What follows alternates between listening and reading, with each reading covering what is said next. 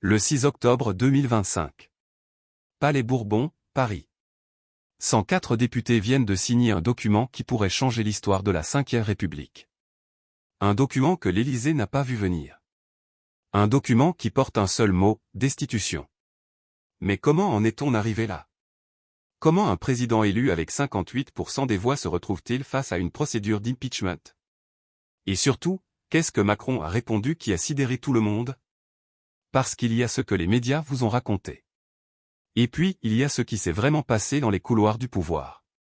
Ce que Mélenchon savait. Ce que Macron cachait. Et ce moment précis où tout a basculé. Cette histoire commence bien avant octobre 2025. Elle commence avec une promesse brisée, un peuple trahi, et un homme qui refuse de partir. Pour comprendre ce qui se joue aujourd'hui, il faut revenir en arrière. Pas très loin. Juste quelques mois. Août 2025. La France est au bord de l'implosion politique. Le gouvernement de François Bayrou vient de tomber. Encore un. Le troisième Premier ministre en moins d'un an. Vous avez bien entendu, 3 premiers ministres. 3 gouvernements. Une seule constante, Emmanuel Macron, qui refuse de bouger de l'Élysée. Et c'est là que Jean-Luc Mélenchon, le leader de la France insoumise, prononce ces mots sur France Inter, le 26 août, nous devons empêcher M. Macron de nommer pour la 3e fois un Premier ministre qui mènera la même politique. C'est pourquoi il doit être destitué. Macron, c'est le chaos. Macron, c'est le chaos. Retenez cette phrase. Elle va devenir le cri de ralliement de millions de Français. Mais Macron ne l'entend pas de cette oreille. Pour lui, c'est l'opposition qui crée le chaos. Pas lui. Jamais lui. Il est le garant de la stabilité, le rempart contre les extrêmes, le président qui tient bon face aux populistes. Sauf que, les chiffres racontent une autre histoire. 70% des Français veulent son départ. 70%. Selon les déclarations de Mathilde Panot, présidente du groupe parlementaire de la France insoumise. Même si ce chiffre est contesté, une chose est sûre, Macron n'a jamais été aussi impopulaire. Les réformes des retraites. Imposées au 49.3, sans vote. Les services publics. En lambeaux. Le pouvoir d'achat. En chute libre. Et pendant ce temps, Macron continue de gouverner comme si de rien n'était, comme un monarque qui ne rend de compte à personne. Mais Mélenchon et la France insoumise ont un plan. Un plan audacieux. Un plan qui n'a jamais abouti dans toute l'histoire de la Ve République. L'article 68 de la Constitution. La destitution du président de la République. Septembre 2025. Dans les couloirs de l'Assemblée nationale, une opération secrète se prépare. Mathilde Panot, la présidente du groupe LFI, coordonne une campagne de signature. L'objectif, réunir au minimum 104 députés pour déclencher la procédure. 104, c'est le nombre magique. Le seuil minimum pour que le bureau de l'Assemblée nationale soit obligé d'examiner la demande. Mais il y a un problème. Un énorme problème. Pour que la destitution aboutisse réellement, il faut l'approbation de 617 députés et sénateurs sur 925. Les 2/3. Une majorité écrasante. Presque impossible à atteindre. Alors pourquoi le faire? Pourquoi lancer une procédure vouée à l'échec? Parce que ce n'est pas une question de victoire parlementaire. C'est une question de symbole. De message. De lignes rouges franchies. Mélenchon le sait. Panot le sait. Il ne cherche pas à gagner au Parlement. Il cherche à gagner dans la rue. Dans les cœurs. Dans l'histoire. Et le 6 octobre 2025, il frappe. Mathilde Panot publie un tweet qui fait l'effet d'une bombe, 104 parlementaires ont signé la proposition de destitution. Demain, le bureau de l'Assemblée nationale votera. 104 signatures. Le compte y est. La machine est lancée. Les médias s'emballent. Les réseaux sociaux explosent. Les hashtags Macron démission et #destitution deviennent tendance. Partout en France, des citoyens se demandent, est-ce que c'est vraiment possible? Est-ce que Macron peut tomber? À l'Élysée, c'est le branle-bas de combat. Les conseillers se réunissent en urgence. Les communicants préparent la riposte. Macron lui-même convoque ses ministres. Mais il ne dit rien. Pas encore. Il attend. Il observe. Il calcule. Parce qu'Emmanuel Macron a une stratégie. Une stratégie qu'il a rodée depuis des années. Face à la contestation, face aux gilets jaunes, face aux grèves, face aux motions de censure, il a toujours fait la même chose. Il a tenu. Il a résisté. Il a attendu que l'orage passe. Et cette fois encore, il compte bien faire pareil. Mais il y a quelque chose que Macron ne sait pas encore. Quelque chose que Mélenchon a préparé en secret. Un coup de théâtre qui va tout changer. Parce que cette procédure de destitution n'est pas juste une manœuvre parlementaire. C'est le début d'une offensive totale. Une offensive qui va mobiliser la rue, les syndicats, les intellectuels, les artistes. Une offensive qui va réveiller la France.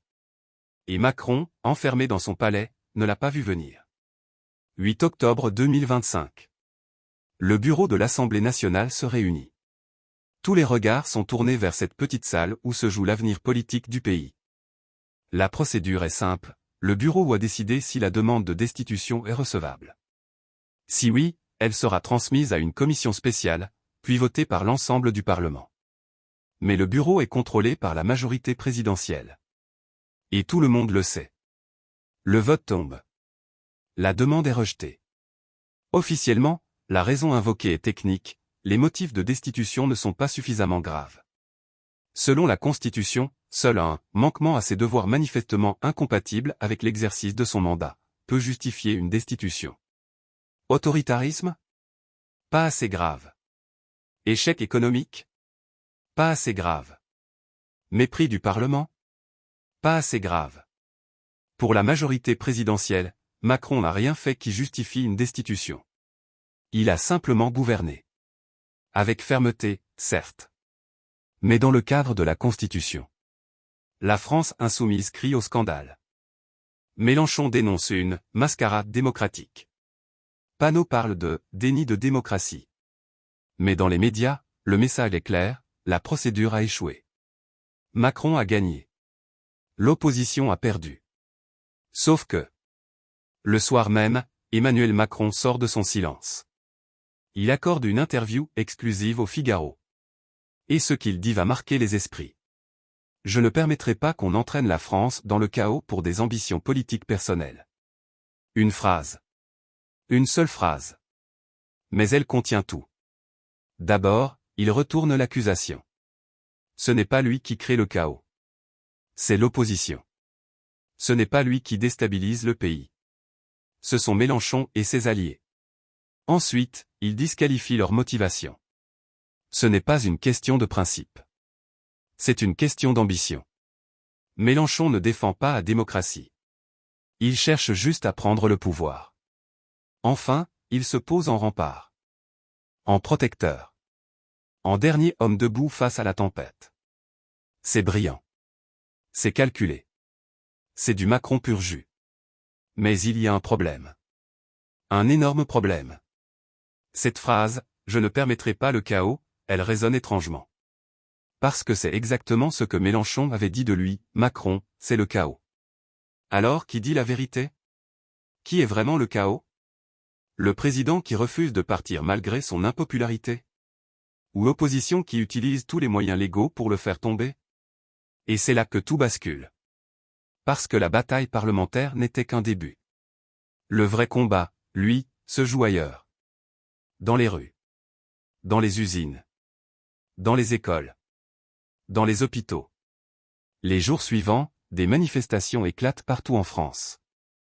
Paris, Marseille, Lyon, Toulouse, Bordeaux. Des centaines de milliers de personnes descendent dans la rue.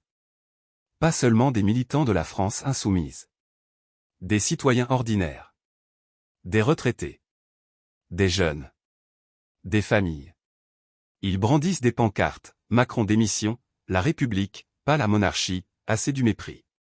Les syndicats appellent à la grève générale. Les transports sont paralysés. Les écoles ferment. Les hôpitaux tournent au ralenti.